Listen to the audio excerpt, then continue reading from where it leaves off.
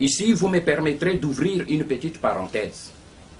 Parce qu'en ce qui concerne les menaces qui viennent à l'est de notre pays, la Pareco a chaque fois dénoncé et mis en garde le peuple congolais contre les préparatifs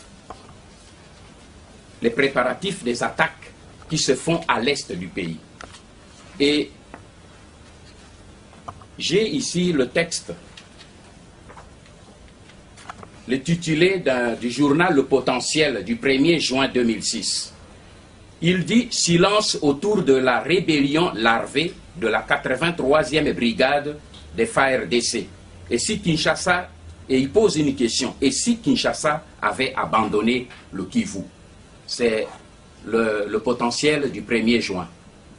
Vous voyez, le journaliste pose la question, et si Kinshasa avait abandonné le Kivu? C'est cela le drame de notre pays. Kinshasa n'a pas abandonné le Kivu. Kinshasa a vendu le Kivu. C'est là la réalité. Parce que la situation d'occupation que nous dénonçons à l'est du pays, c'est une situation gravissime. Je voudrais pour ça simplement vous faire part de 2 documents. Ces 2 documents sont des documents officiels. Une lettre du commandant de la 83e, de la 8e région militaire au sud Kivu, le général Amissi Kumba, Gabriel Amissi Kumba. L'une de ces lettres qui est là est adressée au commandant en chef de l'armée rwandaise, le chef de la 8e région militaire de notre pays, qui écrit au commandant en chef de l'armée rwandaise, APR. Et qu'est-ce qu'il lui dit?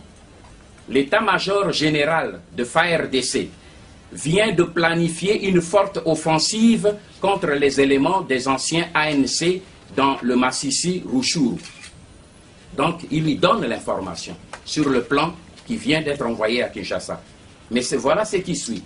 Mais ce qui m'intéresse à vous informer, c'est que dans les FARDC, il y a également des éléments de FDRL et des officiers ex-FAR qui sont venus de Kamina. Je vous souhaite bonne réception. C'est la lettre du 28 avril 2006. Mais ce qui est beaucoup plus grave, c'est la lettre qu'il adresse, le même commandant, qui adresse maintenant au vice-président de la République chargé de la défense et sécurité, M. Rouberoy. Et dans cette lettre, il lui dit qu'il est au courant des militaires du ministère de la Défense nationale, la décision du ministère de la Défense nationale du 26/4/2006 pour pouvoir libérer Ruchuru Masisi.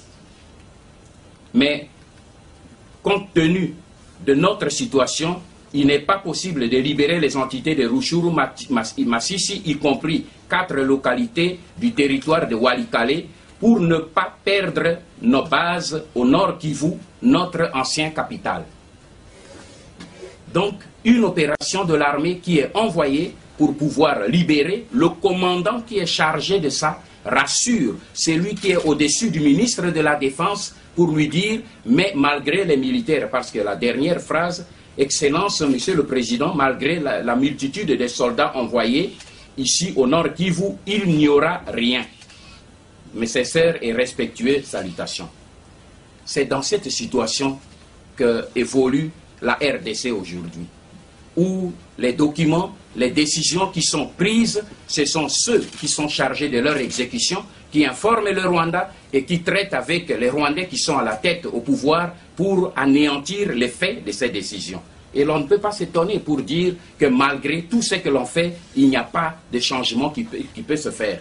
Et le journaliste qui se pose la question, est-ce que Kinshasa a abandonné le Kivu? Je lui réponds non, Kinshasa a vendu le Kivu.